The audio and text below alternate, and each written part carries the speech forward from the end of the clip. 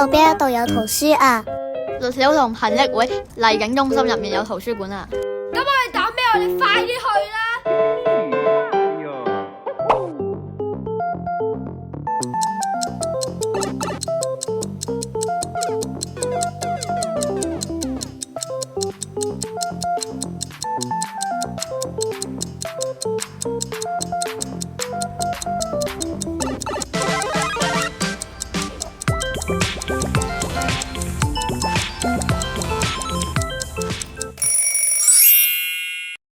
我叫子雅，巫婆阿妮過新年好神奇噶。